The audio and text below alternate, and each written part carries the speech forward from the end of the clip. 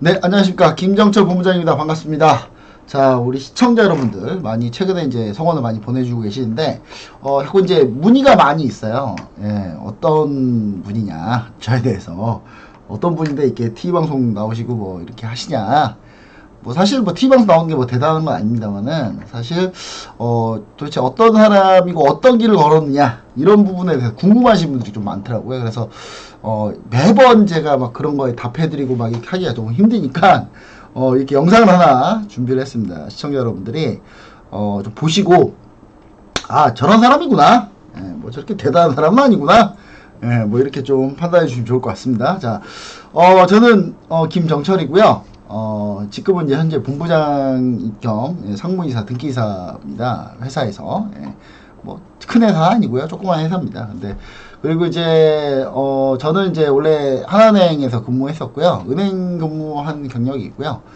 첫 번째 입사가 은행이었어요. 은행이었고 원래 증권사를 이렇게 다 썼는데 다 떨어졌어요. 다 떨어져가지고 은행 하나 붙었더라고요. 그래가지고 은행에 입사했는데 이게 입사했을 때 당시가 2007년이었어요. 2007년이어가지고 2007년에 이제 은행에 들어갔는데 2007년 네.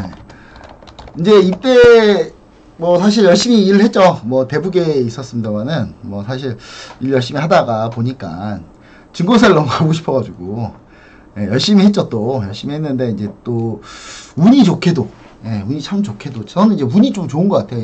지금까지 살면서 근데 운도 실력인가요? 그렇게 생각하실 수도 있겠지만 사실 그럼에도 불구하고 운이 조금 많이 좋았던 것 같은데 은행에 들어갔다가 이제 눈에 띄어가지고 이제 우리 은행에 다닐 때 이제 경제연구소 소장님이 계시는데 그분이 증권사 리서치 센터장님을 같이 하고 계셨어요. 근데 그분이 이제 참관하는 시뮬레이션 하다가 제가 눈에 띄었나 봐요. 그래가지고 증권사 가봐라. 그래가지고 이제 특채로 제가 이제 증권사에 입사를 하게 됐습니다. 입사하게 됐었는데 이제 뭐 제가 그때 명동에 있었는데 같은 명동에 이제 있었고요. 증권사에도 그리고 그게 이제 증권사로 옮길 때가 한 2008년입니다. 2008년에 증권사로 옮겼었는데 증권사 열심히 잘 다니고 있었죠. 뭐 브로커였으니까 열심히 하고 있었는데 이때가 2008년이었어요. 하필 2008년 2008년 무슨 일이 있었죠? 글로벌 금융위기 서프라임 모기지 사태가 있었잖아요. 네, 이때 이제 좀 힘들었습니다. 잘 될 리가 없죠. 왜 힘들었냐고요? 주식 투자 이제 오래 안 하셨던 분들은 모르실 수도 있는데 2008년 이랬어요. 2008년이 어땠냐면 보시면은 이제 2008년에 주가가 순식간에 반토막이 났어요.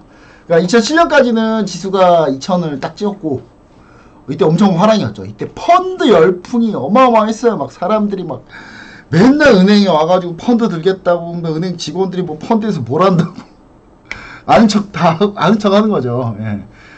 사실 뭐 이런 말 하면 또 은행분들 기분 나쁠 수도 있는데 공부 열심히 배웁니다. 많이 잘 배워요. 배우는데 배우는 거하고 실제 자기가 운영하는 거하고 좀 다르죠. 다르고 잘 모르고 하는 얘기들이 좀 많아요. 은행분들이. 제가 은행도 있어갖고 증권사에 있어 와서 제가 얘기 드리는 건데 전문적으로 공부하는 거하고 전문적으로 하는 업무하고 좀 다릅니다. 좀 달라요. 최근에 그러니까 무슨 사태가 벌어졌어요, 여러분. 은행이 무슨 사태가 한번 있었나요?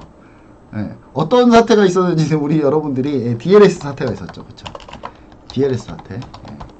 독일 국채를 가지고 DLS 사태가 있었는데 이때가 이제 독일은 안 망한다. 독일이 안 망하는데 독일 국채 투자하는 게 손실이 나겠냐?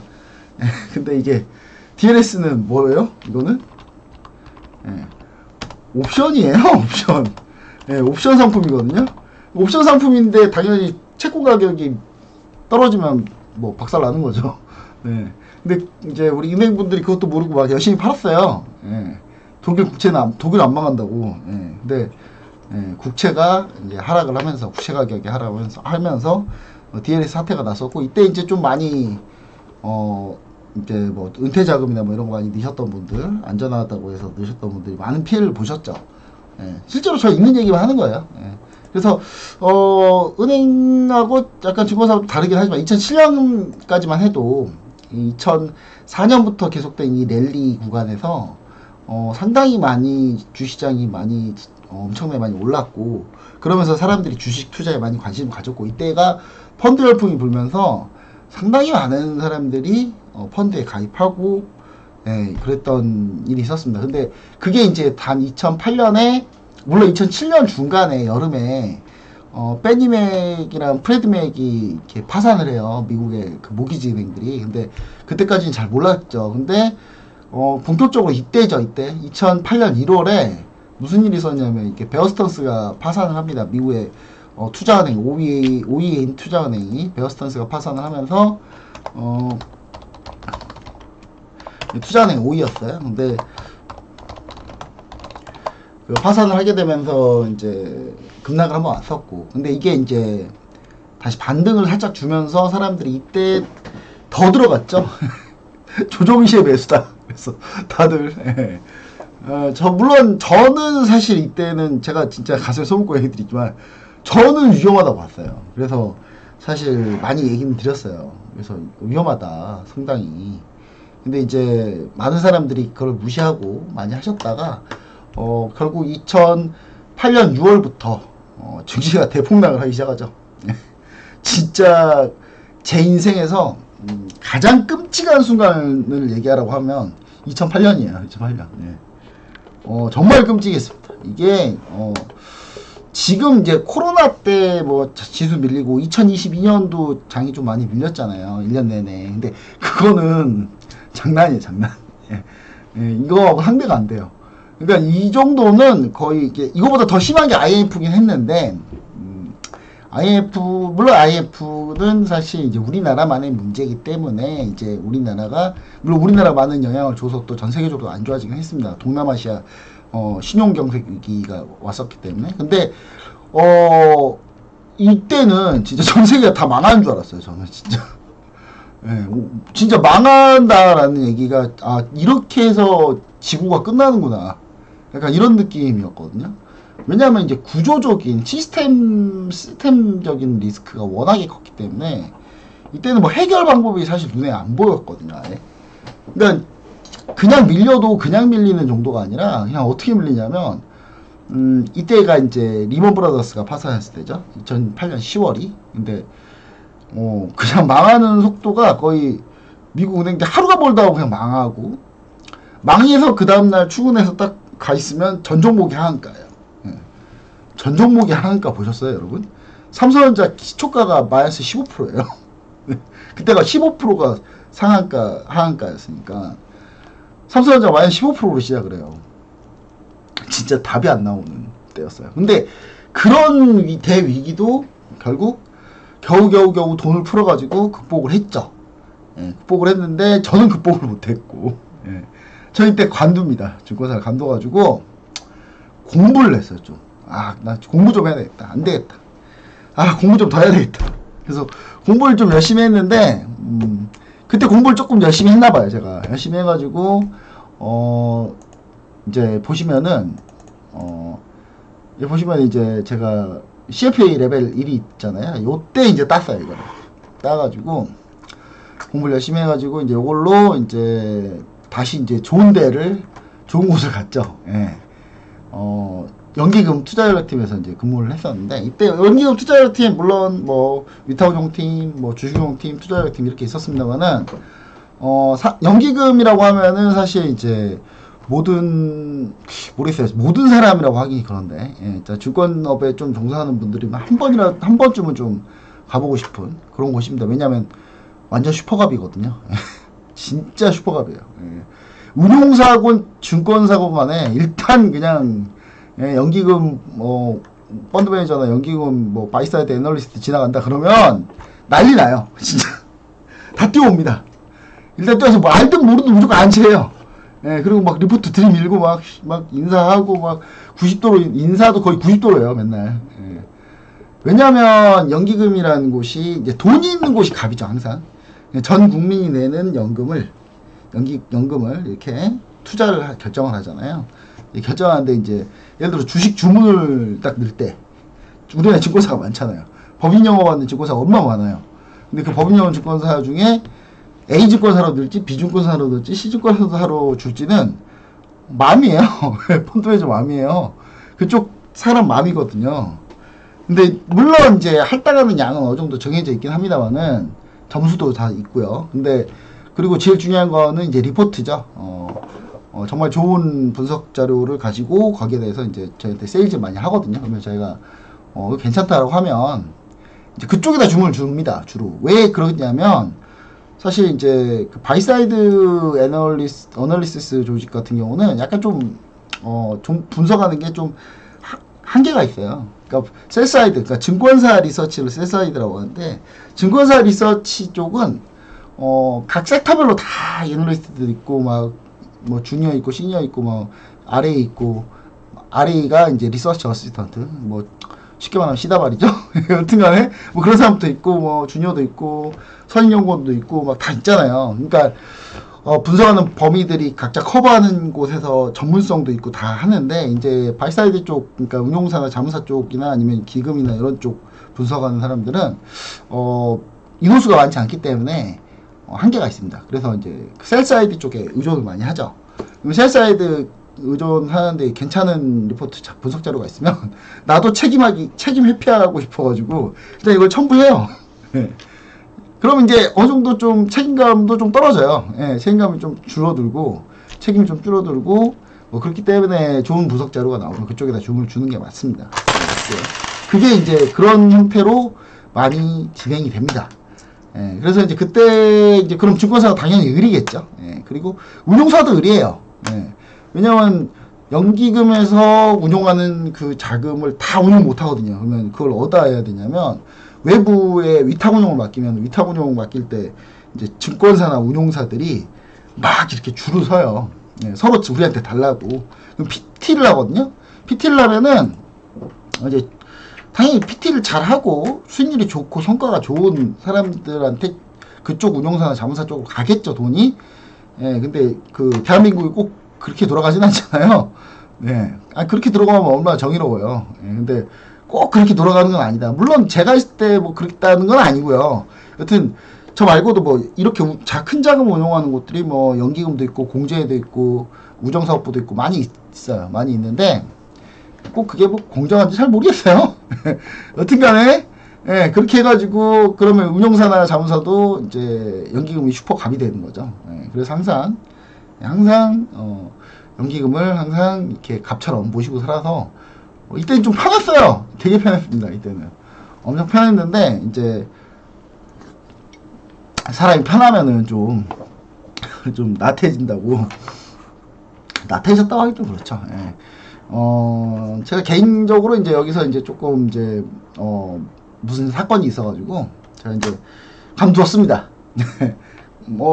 이제 지방으로 발령 날 바엔 차라리 감두는 게 낫다. 그래서 감두고 제가 잠깐 증권사 리서치에 잠깐 들어갔었어요. 근데 들어갔는데 이제 여기가 이제 사실 이제 연기금 했을 때 이제 아는 분이 이제 소개를 시켜줘서 간 건데 뭐 그래도 정규적인 입사 코스는 다 거쳐서 갔어요. 거쳐서 갔는데 리서치 RA는 아무나 하는 게 아니더라고요. 네.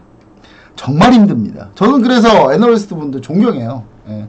여러분도 또 증권사 애널리스트나 애널리스트나 이코노미스트나 이런 분들 리서치에 계신 분들은 정말 존경받아 마땅합니다. 어떻게 그렇게 살지? 예. 진짜 무슨 진짜 별 보고 출근해서 별 보고 퇴근해요. 물론 RA라서 더 그럴 수도 있겠습니다만은 정말 엄청난 그 업무량입니다. 예, 어마어마해요. 거의 내가 무슨 기자도 아니고, 예, 무슨 작가도 아닌데 원고 마감이 있어요. 예, 엄청 빡세요. 리포트 나와야 되니까.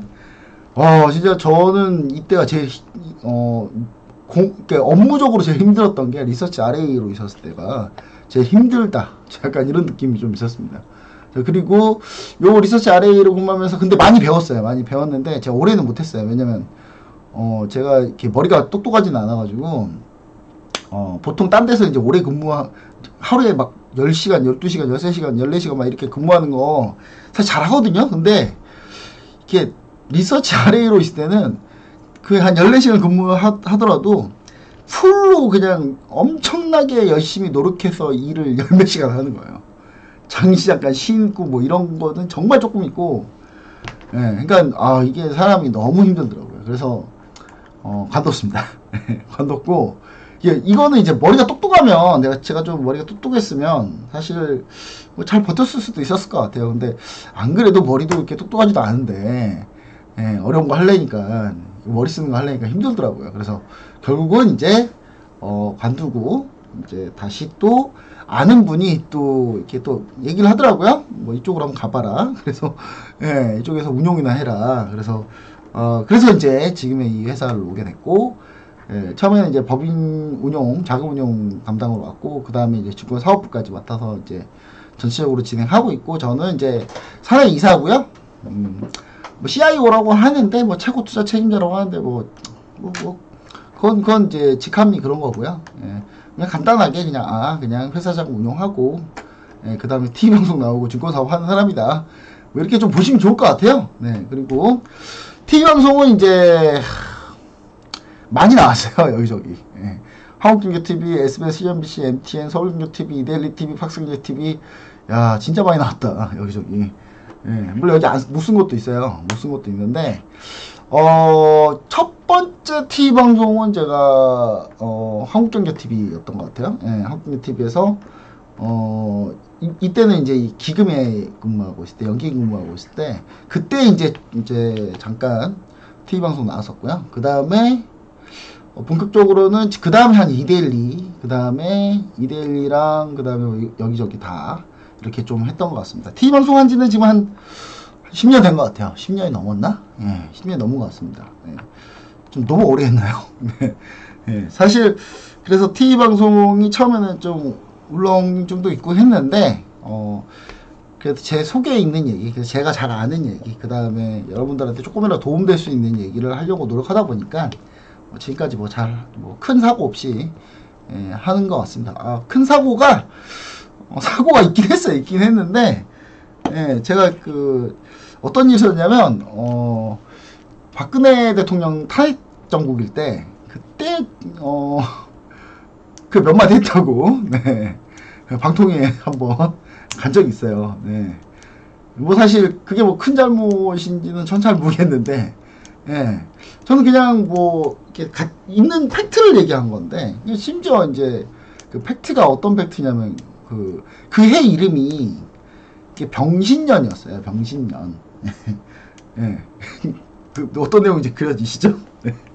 TV 방송에서 아니 그 해 이름을 얘기했는데 저는 그 해 이름을 얘기했거든요. 근데 오해하시더라고요. 되게 저한테 되게 너 이상한 사람이다 이러면서. 네. 그게 그랬습니다. 여튼 그래서 잠시 방송도 정지 먹었죠. 그런 것도 있고 그렇습니다. 근데 이제 그런 사건 사고가 이렇게 없으려고 항상 말에는 항상 조심하고 요즘도 그렇게 하고 있고요. 대신 이제 시청자 여러분들한테는 정말 좋은 정보, 좋은 얘기들 드리려고 노력을 많이 하고 있습니다. 그리고 제가 투자대에 한번 나갔는데, SBS CNBC, 그러니까 지금은 CNBC가 아니고 SBS 비즈죠, 비즈. SBS 비즈인데 지금 이제 과거에 SBS CNBC일 때 주식 챔피언스 리그를 한번 나간 적이 있어요. 나간 적이 있는데 이때 시즌 1 때 이제 종목 수익률, 전체 수익률 1위를 한번 한 적이 있습니다. 한 적이 있고, 그 다음에 자격증은 증권 투자 상담사, 파생상품 투자 상담사, 투자자산 운용사, 증권 분석사, CFA 레벨 1. 정말 쓸데없는 거 많이 땄어요. 네. 근데 증권 3종, 요 증권 투자 상담사, 파생상품 투자 상담사, 투자자산 운용사 정도는 대학생 때 기본으로 따요. 근데 저만 이렇게 제가 잘해서 딴 게 아니라 웬만하면 다 따요. 안 따면 이상한 사람이에요. 약간 못 따면 쟤 뭐했지? 대학생 때? 약간 이런 느낌이에요. 그만큼 어렵다? 쉽다. 쉬워요. 그러니까 여러분, 시청자 여러분도 혹시 내가 주식 투자, 전 쓸데없는 주식 책 보는 거 반대합니다. 오히려 이상하게 물들 수가 있어요. 차라리 주식 공부를 할 거면 저는 자격증 공부를 하는 게 맞다고 봅니다. 실제 실무와 아주 밀접하게 연관이 되어 있고요. 그 다음에 실제로 투자할 때 아주 많은 도움이 됩니다. 그렇지 않다고 생각하는 분도 있어요. 물론 있는데 저는 누가 가르쳐 주느냐에 따라서 저는 좋은 선생님한테 배워가지고 그런지 자격증 공부할 때도 저는 엄청나게 많은 도움이 됐어요. 그리고 이게 이때 배운 게 실무에서도 저는 엄청나게 많이 씁니다. 지금도 많이 쓰고 있어요. 네. 그래서 상당히 좀 저는 이런 걸 좀 여러분들이 좀 많이 좀 아셨으면 좋을 것 같고, 쓸데없는 주식 책 백날 봐봐야 아무 도움 안 된다. 예. 차라리 그냥 여기 있는 거 보고, 물론 이 책에서 이런 자기전 책을 공부하면 되게 고리타분하게 내용이 비싸요. 근데 내가 주식에 대해서 배우고 싶은 열정과 마음이 있다면 이 내용을 토대로 응용을 해서 막 여러 가지 자료 찾아보고 하시면요, 눈이 막 이렇게 확확 넓어져요. 이렇게 본 눈이. 예. 넓어진다고 보시면 될 것 같습니다. 자, 그 다음에 뭐 증권분석사 뭐 CFA 레벨 1 정도, CFA는 그 국제 재무분석사인데 이거는 이제 미국 시험이고요. 예, 사단법인 공인 자격증도 아니에요. 사단법인 자격증인데, 근데 전 세계 증권 자격증으로는 파워가 넘버 원이죠. 여기가 일단 레벨 3까지 있는데 레벨 3 패스하면요 인생 끝납니다. 그냥 예. 레벨 3 패스하는 순간 내가 어떻게 살았든 간에 앞으로 인생은 탄탄대로예요. 무조건. 예. 전 세계적으로도 얼마 없어요. 예. 우리나라 아직 1000명도 안 될걸요? 우리나라에? 1000명이 뭐야? 500명 되려나? 예. 500명은 넘으려나? 예. 레벨 3 패스하는 분이. 저도 패스 못했죠. 레벨 3까지. 2, 3가 영어로 에세이를 써야 되는데, 머리가 굳어가지고, 영어로 에세이를 못 쓰겠더라고요. 예. 레벨 1은 뭐 객관식이라, 영어가 다 영어로 시험 봐요, 이거. 예. CFA는 전부 다 영어로 시험 본 건데, 근데 이게 CFA, 이 시험 자체가 너무, 지휘장벽이 너무 높아요. 왜냐면, 기본적으로, 시험 등록비, 교재비, 학원비 하면 한 2천만원 날라가요, 그냥. 예. 2천만원 날라간다고 보시면 돼요. 예. 그러니까 한마디로 좀 지휘장벽이 상당히 높죠. 예. 높은 시험입니다. 굳이 뭐 이거 안 따도 부경화 누리고 잘 사는 사람 많고, 예, 많은데, 근데 저는 이거 공부하면서 많은 걸 또 배웠어요. 예, 많은 거 배웠고, 또 실무에서도 많이 쓰고 있고, 예. 그래서 시청자 여러분들도 혹시나 증권 쪽에 좀 관심 있다 하시는 분들 이렇게 좀 보시면 좋을 것 같아요. 자, 그 다음에 뭐 제가 뭐 드리고 요거는 이제 경력증명서인데, 경력증명서인데 주로 요즘에 사람들이 좀 그렇더라고요. 뭐 이런 거 가지고 막 거짓말 치는 분들도 많고, 막 그래서 어쩔 수 없이 제가 경력증명서 갖고 왔어요. 예. 제가 주소까지 보여드리기 싫어가지고 이거 가려놨고요. 예. 근무해서, 그 다음에 뭐 은행에서 제가 꽤 친절하다는 거, 제가 CS 우수직원 상도 받았습니다. 제가 꽤 친절하게, 예, 여러분들한테 했어요. 제가, 사람들이 저보고 친절하지 않다라고 하는데 저 친절해요. 예, 엄청 친절합니다. 예, 저 친절한 사람입니다. 그래서, 제가 CS 상도 받았다는 거, 이렇게 좀 보여드렸습니다. 자, 이건 SBS CNBC 때인데, 시즌 종목 수익률 1위를 해가지고, 131% 해가지고, 이렇게 NTPR라는 종목으로 이렇게 131%까지 찍었는데, 이렇게 하고 1위, 수익률 1위도 했었고요. 근데, 제가 이제 저 혼자 출전한 건 아니고, 이렇게 세 분이서 같이 했는데, 이 가운데가 접니다. 예, 전데, 여기가 이제 이용재 박사님이라고, 예, 서울대 퀀트 담당하고 계시는 분이고요. 예, 여기는 이제 개발자 분이신데, 예, 박정현 대표님이라고, 이 증권 쪽에서는 정말 우수하신 분들입니다. 정말 우수하신 분들이고, 예, 요런 때 뭐 자랑스럽게 생각합니다. 근데 뭐 제가 뭐 항상 이렇게 뭐 잘하거나 그러진 않아요. 예, 이때 좀 운이 좋았어요. 그러니까 제가 기본적으로 제 인생이 운이 좀 좋아요. 예, 운이 좀 좋은 케이스다. 이렇게 좀 보시면 좋을 것 같습니다. 일단 뭐 이때도 사실은 이제 퀀트적인 거랑 제가 분석한 거랑 해가지고 같이 이제 제가 트레이딩하고 퀀트나 자료는 이제 이용재 박사님 많이 도와주셨고, 그걸 개발로 이제 뭐 전산화 해가지고 이렇게 저한테 바로바로 이렇게 정보를 아주 깔끔하게 잘 해주셨던 분이 이제 이분이시고, 해서 이렇게 해가지고 저희가 한번 이렇게 한 적이 있습니다. 근데 이제 뭐 제가 이후로는 주로 투자대는 잘 안 나갔어요. 예, 이건 생방송으로 TV에서 생방송으로 했던 투자대이고요. 그 이후로는 제가 투자대를 잘 안 나갔는데, 이유는 주로 투자대에서 제가 선수로 출전한다기보다는 주로 이렇게 해설위원 뭐 이런 걸로 자꾸 오라고 하더라고요. 그래서 뭐 서울경제TV나 MTN이나 이런 데서 이제 뭐 그런 거 많이 했었고요. 예. 뭐 주로 약간 그런 거 시키더라고요. 이제 나중에는. 예.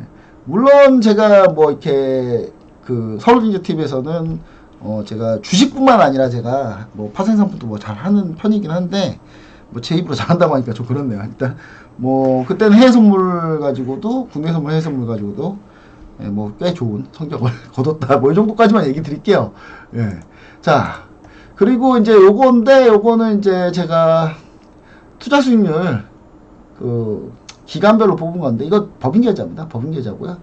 예, 법인 계좌고 이제 이거는 수익률은 뭐 이렇습니다. 기간 한 11년 동안에 예, 한 정도? 네. 네. 저희 대문 사진입니다. 예. 자랑스러워서. 예. 제가 보면은 이제 뭘 보시면 되냐면 시장 수익률보다 항상 좋았다라는 게 중요하죠. 시장 수익률보다 항상 좋았던 그런 운용 수익률을 계속 가지고 있었어요. 그러니까 보시면 아시겠지만 이게 이 옆이 이제 시장 수익률이 제 수익률인데 보시면은 이 해도 2011년인가요? 2011년에 초반에는 시장 수익률보다 못했다가 그 뒤로는 시장 수익률을 계속 이겨내면서 예, 시장 수익률보다 더 좋은 수익률을 계속 기록했죠. 시장이 안 좋을 때는 더 손실은 적게 나고 예, 시장 손실 났을 때도 저 수익 내고 이런 게 제일 중요해요. 주식은 상대평가입니다. 상대평가이기 때문에 주식은 절대로 이렇게 객관화해서 이렇게 절대적인 수익률이 나오는 게 중요한 게 아니에요. 왜냐면 주식은 지수가 50% 60% 가버리면 사실 수익률을 못 내는 게 더 어려워요. 예. 수익 내기 쉬워요. 시장 좋으면 누가 수익 못 내요. 그렇잖아요. 근데 시장보다도 더 높은 수익률을 냈느냐가 중요한 거죠. 그렇죠? 시장보다 더 좋은 수익률을 내가 내고 있느냐. 그러니까 시장이 도와주지 않아도 내가 열심히 해서 그 수익률을 꽤 많이 올리고 있느냐. 이런 게 상당히 중요한 겁니다. 그래서 반드시 이런 부분을 여러분들이 좀 아셨으면 좋겠다. 저는 그런 마음이에요. 그러니까 주식 투자라는 거는 항상 벤치마크라는 걸 항상 두고 우리가 흔히 알 수 있는 벤치마크가 뭐가 있겠습니까? 코스피가 있고 코스닥 지수가 있잖아요. 그러니까 코스피나 코스닥 지수가 내가 어떻게 코스피보다 코스닥보다도 더 수익을 더 잘 내고 있느냐 이렇게 비교하셔야지 좋은 거예요. 작년 같은 경우는요. 2022년 같은 경우는 시장이 엄청나게 많이 하락했잖아요. 그러니까 시장보다도 얼마나 내가 손실을 덜 나고 있느냐 이런 것들이 정말 중요한 겁니다. 물론 작년에 수익까지 냈으면 정말 대단한 거죠. 대단한 건데 꼭 그게 이제 매년 이제 쭉 누적된 수익률이 그래야지 딱 한 해 그렇게 하고 뭐 그런 거는 사실 필요 없습니다.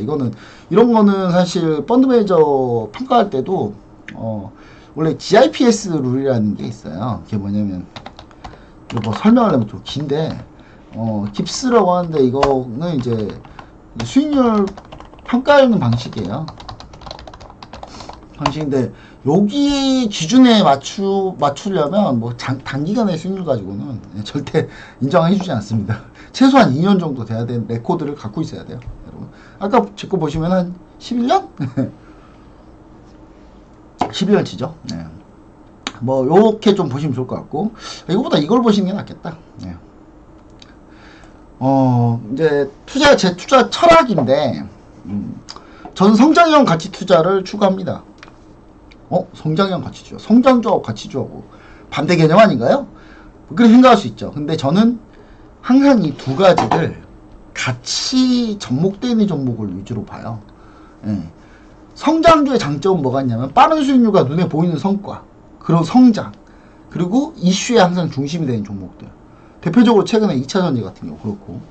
예. 근데 단점은 뭡니까? 높은 변동성과 리스크. 예. 성장주에 투자했는데 얘가 성장을 못해요.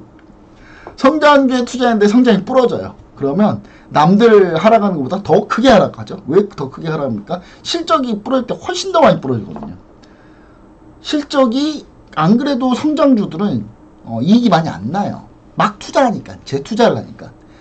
버는 족족 재투자. 예를 들면 에코프로비엠이다. 에코프로비엠이면 양극재 팔아서 수익 난 거 전부 다 재투자해서 다시 공장 더 세우고 더 만들고, 왜냐면 계속 팔리니까 더 많이 만들어야 더 많이 팔 거 아닙니까? 시장 점유율이 그때는 중요한 거잖아요. 그래서 성장주들은 항상 재투자가 많고, 근데 그러다가 잘못되면 부러지게 되면 크게 부러지는 거죠. 왜냐면 증설을 막 해놨는데 갑자기 안 돼요. 엄청난 적자죠, 이게. 예. 특히 레버리지까지 썼다, 이 회사가. 레버리지, 뭐 금융 쪽에서 레버리지까지 썼다. 그러면 이제 급격한 손실이 나옵니다. 예. 성장주의 단점은 이런 거죠. 그래서 성장주, 저는 그래서 성장주를 공략할 때 반드시 재무제표를 상당히 꼼꼼하게 봅니다. 예.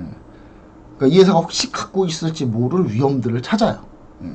물론 우리나라 재무제표는 사실 왔다 갔다 해요. 예, 왔다 갔다 하는데 그럼에도 불구하고 많이 봅니다. 예, 많이 잘 보고요.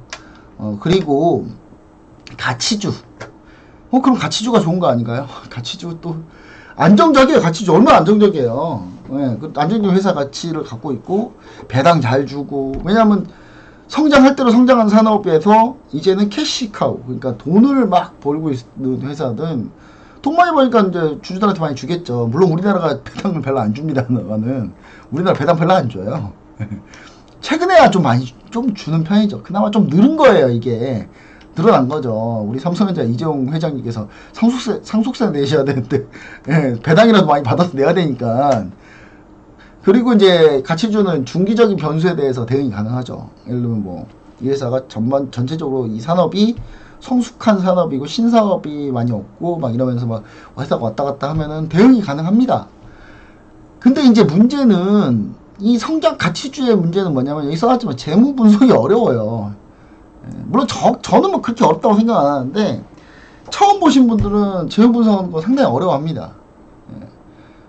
물론 여러분들이 보는 재무 분석이 이런 거면 사실 이거는 너무 쉽고요. 여기 나와 있는 거 뭐 이런 거 있잖아요. 막 이런 거는 그냥 숫자 써진 거 보면 되잖아요. 이게 재무 분석은 아니에요, 사실은. 이 각 계정별로, 예를 들면 뭐 사실 여러분들이 많이 보는 거는 손익계산서 같은 거 많이 보는데, 사실 좀 하는 분들은, 이쪽을 좀 잘 아는 분들은 이제 밸런스 시트, 밸런스 시트가 한국말로 뭐였지? 갑자기 생각이 안 나네. 밸런스 시트 한국말로 재무상태표, 재무상태표, 그 다음에 캐시플로우, 이렇게 현금흐름표 이런 걸 많이 보거든요. 근데 여러분들 이거 보는 건 이건 별거 아니에요. 근데 사실 이거보다는 자본, 그 다음에 부채, 그 다음에 자산에 대한 각 계정들이 어떻게 변화하고 움직이는지에 대해서 그런 흐름들을 잘 보는 게 재무 분석하는 건데, 사실 재무 분석이 뭐 쉬우면은 개나 소나 다 회계사 했죠, 그렇죠? 어려우니까. 그리고 또 문제가 뭐냐면 재무 분석을 굳이 어렵게 써놔요. 굳이 어렵게 써놓은 이유가 뭘까요? 일반인들이 쉽게 알아보면 안 되니까. 그들만의 리그여야 되거든요. 이게 사실 약간 그런 면이 있어요, 여러분. 그래서 이제 재무 분석이 좀 어렵고, 두 번째는 우리나라는 아무리 가치주여도 아무리 실적이 좋아도 수급이 안 붙으면 안 가요, 절대. 절대로 올라가지 않습니다. 아니 가치 평가해가지고 뭐 멀티플 평가해가지고 뭐 PER이 2배, 3배, 1배 막 이래요. 종목들이. 우리 적정 PER 10배라는데 그럼 주가 그럼 2배, 3배 오릅니까? 안 올라요. 한 번 소외되면 끝까지 소외돼요. 수급이 받쳐줘야 그때 가는 장이에요. 우리나라 시장은 사실 수급 논리가 조금 더 앞서 있는 시장입니다. 그래서 우리나라에서 가치주 하기는 쉽지 않죠. 워렌 버핏이 만약에 우리나라 가치주 했다, 이 정도 수익 안 나왔을걸요? 절대로? 이 정도 수익 쉽지 않았을 거예요, 아마. 근데, 우리나라 가치주 투자가 그렇게 좀 쉬운 나라는 아니다. 그리고, 가치주 공략시의 성장성과 수급을 저는 항상 확인합니다. 가치주라고 해서, 이 가치주에서 여기서 현실에 안주하느냐.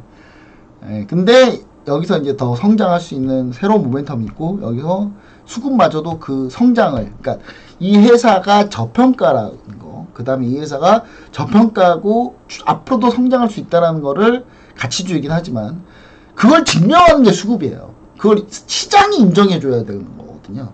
나 혼자 인정은 뭐예요? 내가 뭐 몇 조 재벌이도 아니고 나 혼자 인정해서 아무 소용이 없는 거예요. 그러니까 시장이 이걸 인정해줘야 됩니다. 그래서 수급이 받쳐주는 그런 종목까지도 같이 보고 있다, 이렇게 보시면 좋을 것 같고요. 자, 기본적 분석과 기술적 분석, 이거 엄청난 고민 아닙니까? 이게 주식 투자하시는 분들한테 최대의 난제죠. 짜장면이냐 짬뽕이냐, 엄마냐 아빠냐, 이런 것과 비슷한 거죠. 예. 기본적 분석과 기술적 분석. 자, 저는 이제 깔끔하게 그냥 딱 나눕니다. 기술적 분석은 제 투자 기간이 짧아요, 제가. 그럼 기술적 분석 위주로 봐요. 예. 투자 기간이 미리 설정을 합니다. 그래서 투자 기간, 항상 투자 기간 미리 설정해. 이 종목을 딱 볼 때는, 아, A라는 종목이다. 그러면, 아, 이건 투자 기간 얼마? 딱 보고, 거기서, 예를 들어 투자 기간이 짧다. 그럼 기술적 분석 비중을 좀 높여요. 그러니까 아예 뭐 기본적 분석 안 한다는 게 아니라, 당연히 저는 가치주도 같이 보기 때문에 무조건 봅니다. 기본적 분석을. 근데 비중을 얼마나 두느냐예요. 비중을. 그리고 기술적 분석과 기본적 분석이 서로 다른 시그널을 보낼 때 저는 비중을 따집니다. 지금 현재 내가 투자하는 기간을 따져요. 항상. 여러분도 한번 이렇게 한번 해보세요. 내가 투자가 짧으면은 웬만하면 기술적 분석의 시그널을 최대한 그쪽 방향으로 가는 게 제일 좋아요. 예. 그리고 우리가 투자 기간이 좀 길다 이러면 기본적 분석의 비중을 확 높이셔야 돼요. 예.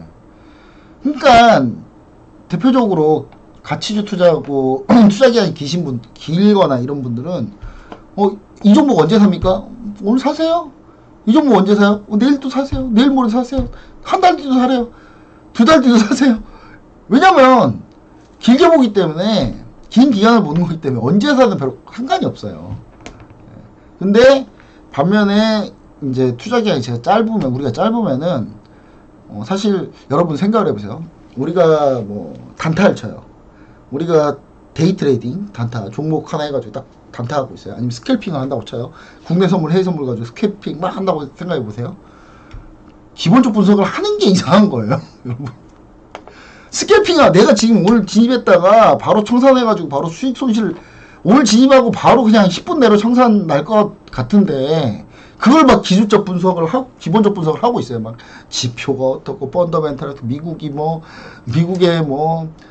중국의 지표가 어떻고, 이런 거 분석 뭐하러 해요? 예. 스캘핑이면은 기술적 분석이 거의 대부분이어야 돼요. 데이 트레이딩이면 당연히 어느 정도 기본적 분석이 좀 들어가야 되는 거, 살짝 좀 들어가지고, 그 다음에 투자 기간이 조금 더 길어진다 그러면 기본적 분석 비중이 조금 더 올라가는 거고, 그러다가 투자 기간이 몇 주, 한 달, 두 달, 세 달, 그러면 점점 기본적 분석 비중이 점점 올라가 주는 게 정말로 정석적인 투자 방법이다. 이렇게 좀 보시면 좋을 것 같습니다. 자, 이거는 제가 항상 얘기하는 바인데요. 자, 에셋 클래스가 진짜다. 자, 이 말이 무슨 말이냐면, 여러분, 주식 투자를 할 때, 우리가 투자를 할 때요, 사실 우리가 종목 수익률로 인생이 바뀐 분은 거의 없어요. 종목이 한두 종목이 몇백 프로, 몇천 프로 가가지고 인생이 바뀐다? 제 주변에 그런 사람 거의 못 봤어요. 아니 제 주변이 정답이냐고요? 저 진짜 제가 우리나라의 웬만한 투자자로 성공하신 분들 거의 대부분 다 알고 있는데, 사실 그렇게 한두 종목 수익 잘 나가지고 성공하신 분 본 적이 한 명도 없습니다. 저희가 따로 이제 제가 아는 그 모임이 있어요. 그 모임이 우리나라에서 레전드 모임 하는 그 분들이 계시는 모임이 있는데, 이분 이제 이 모임의 기본적인 조건은 뭐냐면, 투자로 일단 1,000억 이상 벌어야 돼요. 회사 경영으로 벌면 안 돼요. 오로지 투자로 벌. 1,000억 이상 버신 분들 모임이 있는데, 제가 거기 이렇게 거기 가서 심부름도 하고 그런 거 옛날에 많이 했었는데, 사실 그런 분들 보면은 대부분이 에셋 클래스에서 결정이 나요. 그게 무슨 말이냐? 자, 1번, 2번, 3번, 4번, 5번, 6번, 7번, 8번, 9번, 10번, 11번 이렇게 해놨잖아요. 하나씩 한번 보자고요. 이 1번이 무슨 때인 줄 아세요, 여러분? 1번이? 이거 IMF 때예요. IMF 때 지수가 정말 완전히 박살이 났죠. 4분의 1 토막이 납니다. 여러분, 4분의 1 토막은요, 어마어마한 거예요. 글로벌 금융위기도 반 토막 이상 난 거거든요. 글로벌 금융위기가. 근데 여기는 4분의 1 토막이 나요. 엄청나게 대폭락을 합니다. 근데 요때 만약에 여러분들이 주식 투자를 하고 있었으면은 정말 최악이었을 거예요. 그 이때는 그럼 뭐에다 투자했던 게 맞았냐? 달러를 갖고 있었던 분들은 정말 엄청난 돈을 벌었을 겁니다. 여러분 혹시 그 영화 중에 국가 부도의 날이라는 영화가 있어요. 그런 영화 보시면은 거기 이제 어떤 사람이 IMF 때 이제 달러를 막 사고 막 그런 분들이 계시는데, 사실 요 IMF 때 사실 주식 투자나 그다음 일반 채권도 다 부도났으니까, 기업이 망했기 때문에 회사채 같은 건 정말 아주 폭락했거든요. 회사채 거의 휴지 조각이었어요, 거의. 근데 이럴 때 만약에 내가 달러를 갖고 있었다? 그러면 인생이 달라져요, 바로. 왜 달라지느냐? 이때는 크게 달라지는 거 못 느껴요. 요때 달라지죠. 예. 2번일 때. 이렇게 2번일 때. 이 2번이 언제 기간이야? 바로 IT 버블, 닷컴 버블일 때입니다. 닷컴 버블일 때 코스피니까 이 정도 올랐죠? 코스피니까 이 정도 올랐지. 코스닥 한번 보실래요? 코스닥? 이 닷컴 버블 때 코스닥 월봉으로 여러분 보시면은 보이세요? 예. 코스닥이 2925포인트를 갑니다. 지금 몇 포인트인데요? 883.71. 코스닥 현재 지수가요, 코스닥 역대 최고 지수가 코스피 현재 지수보다 더 높아요. 얼마나 올랐으면, 이때. 자, 이때 내가 달러를 갖고 있어서 내가 하락의 위험을 피했고 손실을 방어한 다음에 이번 구간에 이런 분들이 보통 이번 구간에 위험자산에 투자를 하기 시작하죠. 그러면 자산이 기하급수적으로 늡니다. 이게 보통의 인생이 바뀌는 분들의 패턴들이에요. 자, 이번 때는 진짜 어땠냐? IT 버블 때 어땠냐면, 제가 진짜 거짓말 하나도 안 하고 진짜 어마어마했어요. 어떻게 어마어마했냐? 자, 보시면은 이번 때는, 자, 이때 상한가가 10%였거든요. 상한가 10%인데 이때는 그냥 다트로 이렇게 종목명 다 쓴 다음에 코스닥, 최근에 코스닥 상장한 종목들 뒤에 닷컴, 닷넷 뭐 이런 것들 회사들 다 적은 다음에 다트로 던져, 아무거나 집어 던져서 그 딱 꽂히잖아요. 다트에 꽂히잖아요. 그 종목 아무거나 사잖아요. 상한가 10번 못 가면 바보였어요, 진짜. 기본적으로 상한가를 10번 찍고 시작해요, 모든 종목이. 그때 상한가 10%이긴 하지만 상한가를 그냥 기본적으로 그냥 10번씩 찍고 가요, 그냥 모든 종목이. 이때 주식 투자 안 했던 분들, 이때 손실이 있든 없든 간에 이때 주식 투자 안 했던 분들은 엄청나게 소외받았습니다. 진짜 여기서 인생 역전하신 분 되게 많아요, 제 주변에. 97년에 김병철 부모님 몇 살이셨길래 이때가 고등학생이었거든요, 제가. 근데 제가 이걸 왜 하냐, 저희 어머니가 이제 증권회사를 다니셨어요. 그래가지고, 그러니까 잘 알죠, 제가. 제 고등학교 수학 선생님도 이때 SK텔레콤 들고 있었거든요. 이야, 진짜 여러분, 이 주식을 한 100주 들고 있었어요. SK텔레콤 100주. 예. 지금 SK텔레콤 100주 들고 있잖아요. 그럼 뭐 어떻게 해야 되는 줄 아세요? 그 사람하고 친해져야 돼요. 돈이 어마어마하게 있는 거거든요. SK텔레콤 주가가 얼마까지 간 줄 아세요, 여러분? 300만원 이상 갔어요. 제가 기억을 안 나는데 500만원까지 갔나? 예. 한 주당 100주 있었거든요. 그때 강남 아파트가요 2억 5천이고 이럴 때였어요. 제가 그걸 왜 하냐, 제가 중고등학교 강남에서 나왔거든요. 예. 저희 집이 2억 약간 좀 넘었어요. 2억이 조금 넘었던 가격이거든요. 예. 그러니까 이때 이 100주 들고 계셨던 이 수학 선생님은 초대박이 났죠. 예. 인생이 바뀌었죠. 그쵸? 그러니까 이런 상황에서 우리가 어떤 자산에 투자하고 있느냐가 중요한 거예요. 사실 그럼 지금 주식 투자 뭐 A 종목, B 종목, C 종목 이런 건 안 중요한가요? 이건 중요하죠. 조금씩 수익을 누적해 가면서 쌓아가는 걸로 중요한 겁니다.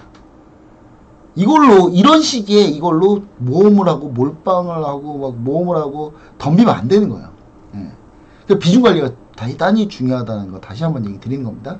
자, 그래서 이제 이번 기간이 상당히 중요했다. 이때 여러분 새로운 기술이라고 있어요. 새로운 기술. 그 드라마 재벌집 막내 아들 보면은 뉴 데이터 테크놀로지라고 나오거든요. 그게 이제 실제 새로운 기술에 대한 얘기예요. 예, 드라마에서는 이제 뉴데이터 테크놀로지라고 하는데, 뉴데이터 테크놀로지 딱 한글로 하면은 새로운 기술 비슷하잖아요. 그쵸? 예, 이게 새로운 기술이 15,000%를 가요. 몇 배가 아니라 150배가 갑니다. 주가가. 그럼 150배. 15배가 아니고요. 150배가 가버려요. 예. 그런 종목이 생길 정도로. 예. 자, 그리고 이제 3번 기간이 뭐냐면, 3번이 바로 카드 사태 때 일이에요. 예, 카드 사태 때 일이고, 이 3번 같은 경우는 사실 IT 버블이 붕괴했을 때, 그리고 카드 사태 때, 요때 이제 어떤 의미적인 변화가 있었냐면, 미국 같은 경우는 그때 앨런 그리스펀 의장일 때거든요. FRB 의장이. 근데 앨런 그리스펀 의장일 때인데, 미 연준의 의장이죠. 근데 이때 이제 금리를 급격히 내립니다. IT 버블이 붕괴하니까. 왜냐면 시장이 안 좋으니까요. 그때 우리나라는 카드 사태도 맞아요. 그때. 그리고 나서 그 저금리 시대였거든요. 이때 저금리 시대였는데, 이때 저금리 시대가 계속되다 보니까 투자가 활발해지고, 이때 2003, 4년부터 주가가 계속 올라가기 시작합니다. 무려 2007년 끝터머리까지. 예. 이때 신문을 어떤 걸 보냐에 따라서 인생이 바뀌었을 것 같아요. 제가 봤을 때는. 예. 이때 조중동에선 하루가 멀다고 나라 망한다 그랬거든요. 근데 망하긴커녕 계속 주가는 계속 올라요. 예. 이때 부동산 가격도 많이 올랐죠. 자, 4번일 때 우리가 주식 투자를 하고 있었어요. 이때는 뮤추얼 펀드가 엄청 유행이어가지고 펀드가 유행했을 때거든요. 이때가 2007년 제가 처음에 사회에 나가서 발을 디딜 때고, 그러면 이제 이 4번 경우에는 우리가 주식 투자를 하고 있던 분들이 엄청난 돈을 번 시기였죠. 그렇죠? 근데 참 안타까운 게, 보통은 잘 안 해요. 주식 투자를 사람들이 이럴 때 안 한단 말이에요. 어느 때 하냐? 펀드 열풍이 불고 막 펀드 가입하려고 막 줄 서 있고 막 난리가 나니까, 그리고 여찌 아줌마가 펀드로 막 돈 엄청 벌었대요. 막 그 얘기 들으니까 막 나도 해야지. 2007년에 엄청나게 몰리기 시작합니다. 사람들이 막 대부분 이때 몰려요. 그리고 무슨 일이 발생했다? 2008년 글로벌 금융위기가 생겼죠. 지수가 대폭 나갑니다. 자, 이때 이제 주식을 뒤늦게 하신 분들, 이때 이런 분들은 이 대폭락에 엄청난 손실을 봤죠. 근데 미리 주식 투자를 했다가 이때 국채나 달러를 갖고 있었던 분들은 또 여기서 돈 번 걸 또 버는 거예요. 또. 자, 이런 기회들이 있어야 여러분들 인생이 바뀐다니까요. 그럼 6번 기간이 뭡니까? 글로벌 금융위기 이후 유동성 장세였거든요. 이때 주식 꼴도 보기도 싫다 하고 떠난 사람들 다 어떻게 됐어요? 이거 다 놓쳤어요. 이거 다시 고점 회복하는데 얼마 걸리지도 않았는데, 이제 6번에 끝자락에 와서 다시 주식해야지 이런 분들 어떻게 됐어요? 이 7번 이 긴 기간 동안 이건 박스피라고 하죠. 이때가 이 박스권 장세에서 긴 기간 동안 고생하시게 됩니다. 버는 건 하나도 없고. 그러다가 이제 8번 들어가서 이제 이때가 박근혜 대통령 탄핵당하고 그럴 때인데, 그때 이제 우리나라가 좀 바뀌나 해가지고 좀 올랐던 경우고요. 그 다음에 좀 시장이 밀리면서 코로나를 맞아서 대폭락합니다. 코로나 맞아서 대폭락할 때 미리 주식 투자했던 분들은 또 여기서 또 망하는 거죠. 근데 여기서 이제 현금 비중을 어느 정도 갖고 있다가 시기를 저울질했던 분들은 이때 과감하게 들어갑니다. 그 과감하게 들어가고, 이때 코로나 때 엄청나게 이 공포감에 사로잡혀 있을 때 여기서 바닥에서 매수해서 이렇게 최고가, 코스피 최고가 뚫을 때 이때의 수익을 만끽하는 거죠. 반대로 여기서 엄청나게 물려 손실봤던 분들은 또 여기서 또 실패하게 됩니다. 그러니까 제일 중요한 게 뭐예요, 여러분? 그리고 여태 이제 동학 개미운동 뒤늦게 뛰어드신 분들 또 여기서 망하는 거죠. 또 제일 중요한 거 뭐다? 주요 이벤트마다 부동산, 채권은 뭐 국채도 있고 회사채도 있고요. 각각 성격은 다릅니다. 주식, 달러, 파생상품 등 내가 어느 기간에 어느 곳에 내 자산을 투자하느냐가 가장 중요해요. 종목 어디다 투자하는 거? 평소, 물론 그것도 뭐 대충 하면 절대 안 됩니다만은 사실 우리가 진짜 인생을 바꿀 수 있는 인생 역전의 기회는 이런 때에 나타난다라는 거예요. 그래서 이런 거를 우리가 좀 반드시 좀 유념해서 투자하자. 저도 일단 이거에 대해서 여러분들한테 되게 많이 얘기를 많이 드려요. 그러니까 지금 하는 거, 지금 내가 어떤 종목 놓쳤어요? 지금 어떤 시기에 뭐 놓쳤어요? 이런 거는 중요하지 않아요, 여러분.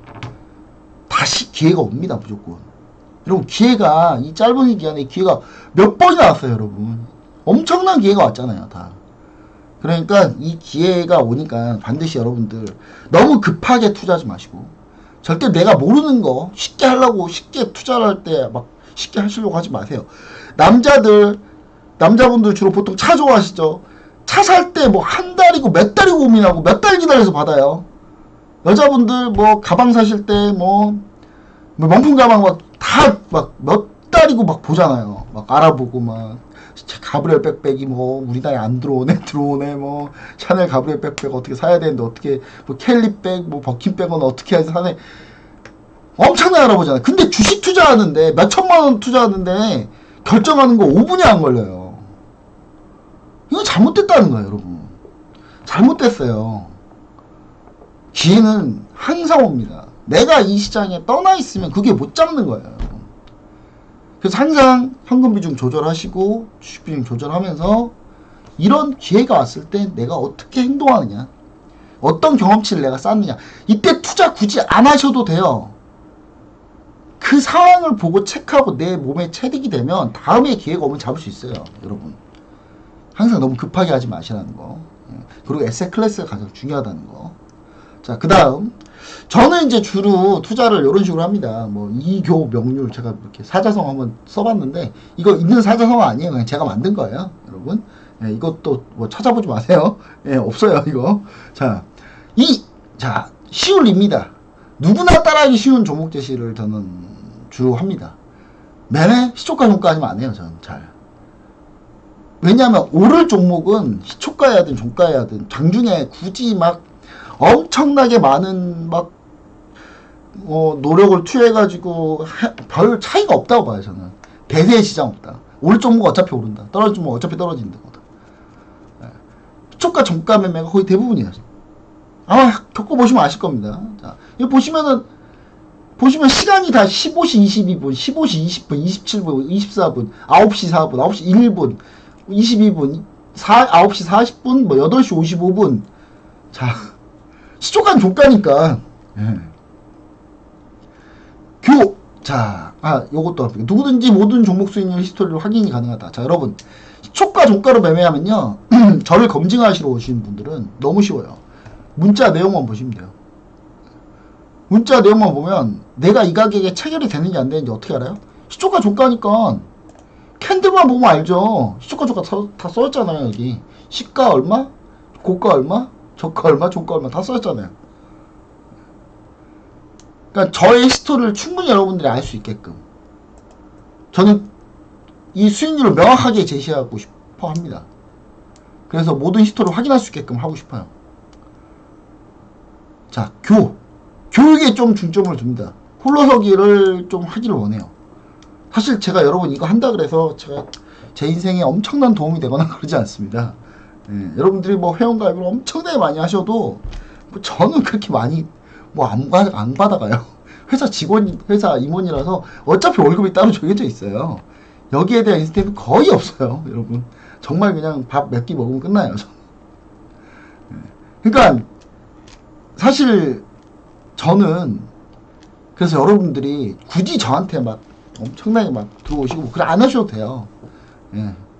다만 저는 좀 제대로 주식에 대해서 배워서 투자하시면 좋겠다. 저는 여러 투자자를 많이 만났고 제가 뭐 브로커 생활할 때나 뭐 연기금 했을 때나 자산가도 많이 만나고 많은 기업 회장님도 만나고 많이 해봤는데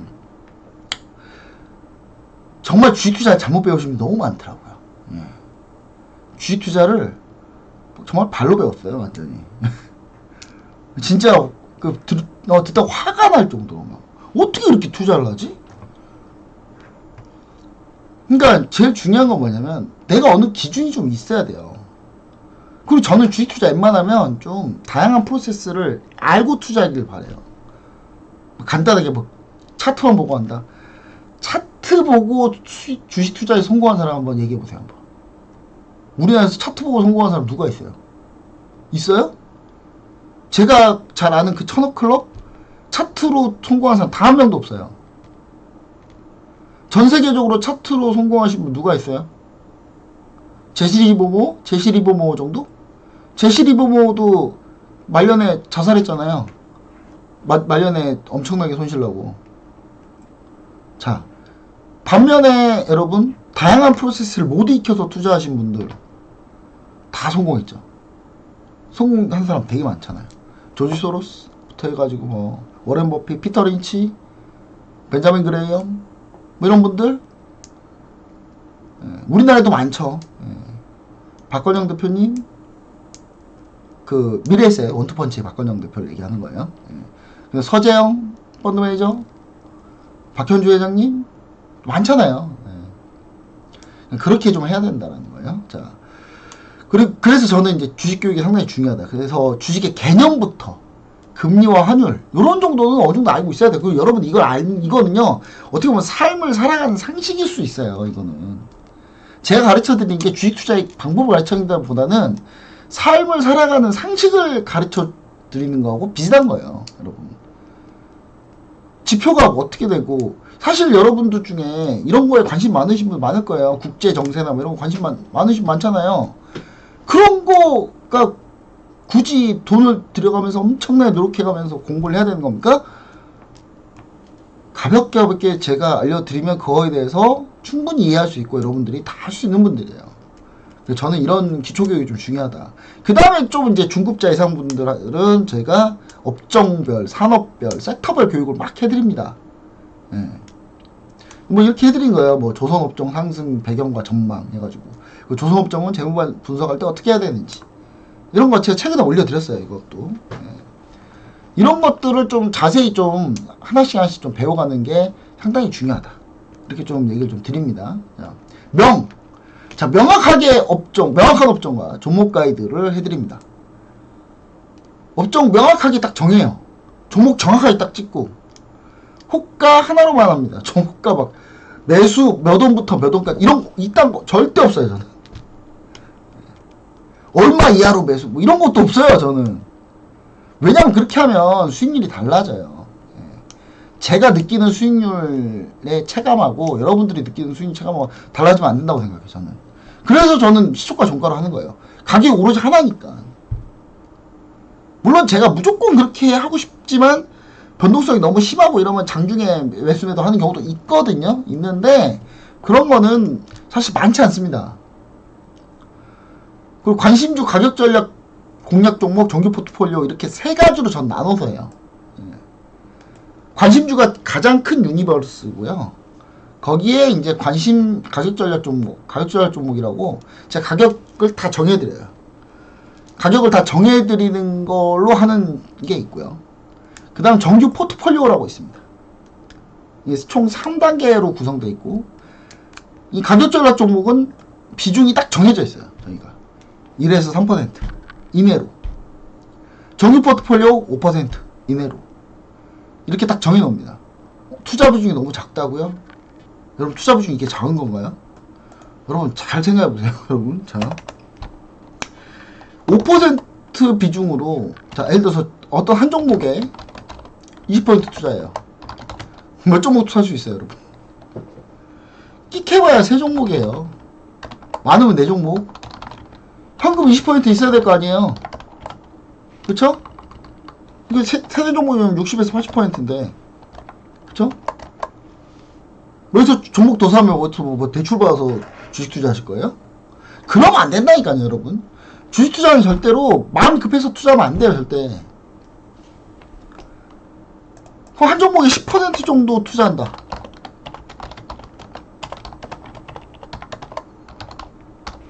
한 종목에 10% 투자한다? 자, 여러분, 그러면 최대 한 7종목 넣겠죠? 현금은 30%, 뭐, 20에서 30% 정도 들고 있다고 치면, 뭐, 7에서 8종목 한다고 치죠?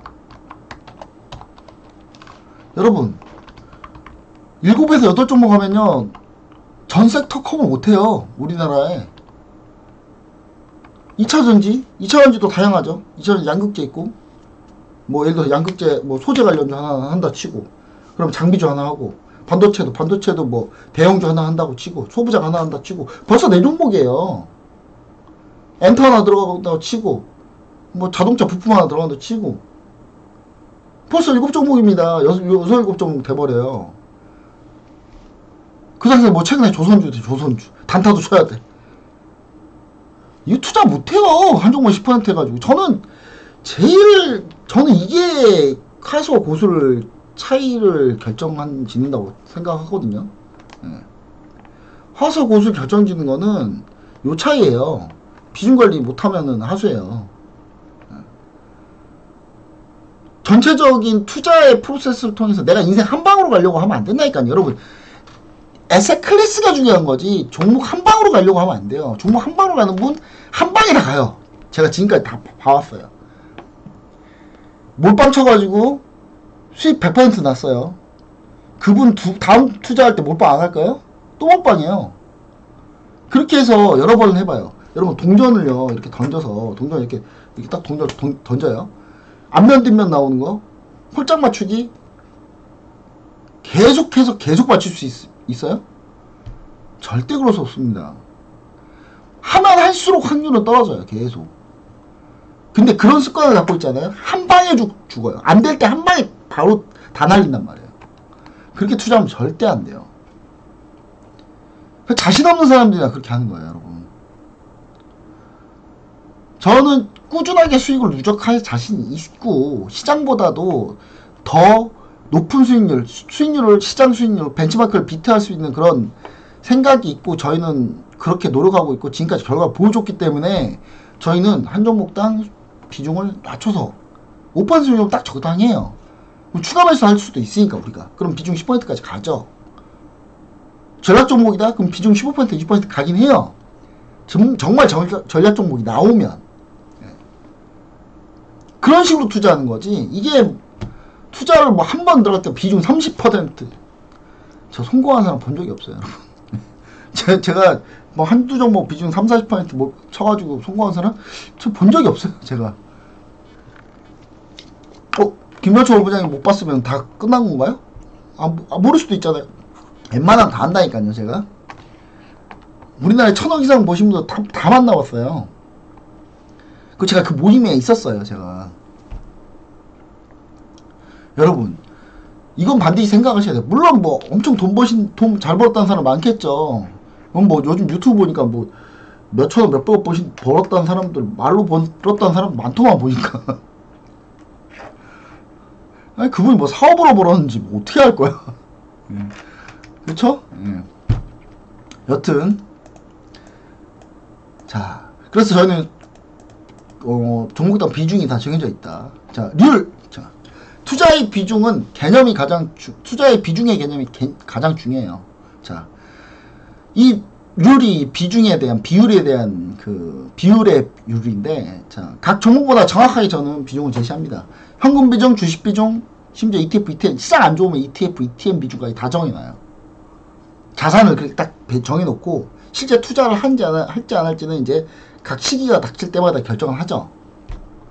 저는 전략적 자산 배분을 가장 중요하게 생각합니다. 수익률은 단순 합산 수익률 절대 안 씁니다, 여러분.